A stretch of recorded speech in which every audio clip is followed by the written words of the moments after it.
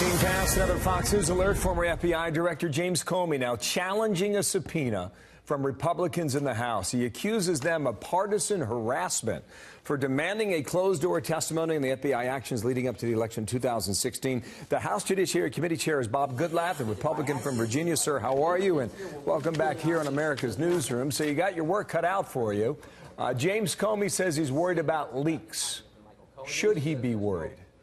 Well, first of all, we don't condone leaks. Trey Gowdy and I concerned about that. And since Jim Comey claims he wants transparency, we've already indicated that we will release the transcript of this under oath private interview the next day after it takes place. We're almost done with this investigation. He's one of the last witnesses. 16 other people have testified under oath in the same setting that we're asking him to do it. And his claim that he needs to do it in public is, in my opinion, a farce.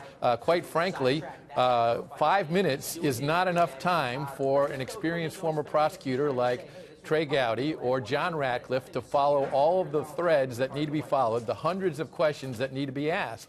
And that needs to be done in a private setting. Okay. But we're happy for the transparency. If there are hundreds of questions, give me one that's on your mind. What do you need to know, sir? Well, we need to know, just as one example, what Jim Comey was doing during the time between when he wrote a statement that exonerated Hillary Clinton and when he actually issued it in revised form a number of weeks later. We need to know what Jim Comey was doing with regard to the initiation of the so-called Trump-Russia collusion investigation, and we need to know why he persisted in pursuing surveillance of Carter Page, United States citizen, for a full year when there's no evidence that Carter Page did anything that would suggest that so you don't he think was colluding with the Russians. You don't think you can get those answers in an open hearing? No, because you get an answer and then you have 3 or 4 follow-up questions. The interviews generally have ranged 4, 5, 6, 7, 8 hours. We rotate 1 hour for Republican counsel and then 1 hour for the Democrats to ask their questions. And when we're done with this investigation, which is obviously going to be soon, we'll release all of these transcripts so the American people can see what was going on in 2016 and leading into 2017. Trey Gowdy suggested you could videotape it. Is that some sort of compromise that could be? We're open to the idea of videotaping it. The fact of the matter is, though, he is trying to run the clock on us, and that's why we think he's filed this motion to quash. They also, Fusion GPS also tried that. They were knocked down, and instead he came in, Glenn Simpson came in and took the 5th. What Jim Comey's intentions are, I don't know, other than that it's pretty clear he doesn't want to come in and answer the detailed questions that we have. I'm looking at the calendar. I know you are as well. You're almost out of time, right? I mean, first week of January, the gavel switches.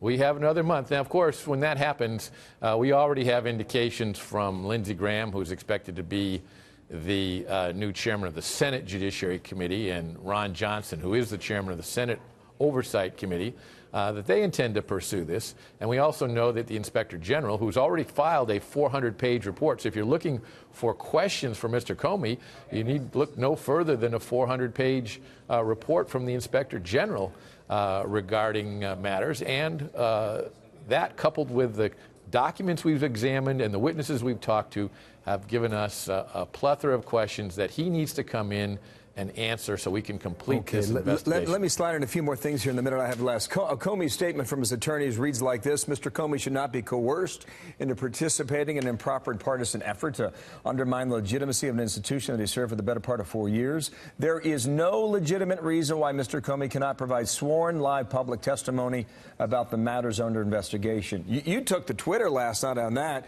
Here's what you said: the truth is best served with transparency. What is Director Comey trying to hide from the American people with this baseless motion to quash? Got a lot moving on both fronts, though. How much can you get done, sir? We're close to the end. These are the last witnesses that we need to do. We've examined, hundreds of thousands of pages of documents, searched through them, and have thousands of documents that are relevant to our investigation and all of these witnesses. We're ready to turn that over to the Senate, and we're anxious to see what additional work the Inspector General does. Mr. Gowdy and I have, of course, also called for the appointment of a second special counsel, especially when you have Glenn Simpson at Fusion GPS coming in and taking the Fifth Amendment, and others who are reluctant to testify. Yeah, you sound confident that you'll get your answers. We'll see if that's the case. Sir, thank you for coming back here. Bob Goodlatte from Virginia. Thank you, sir.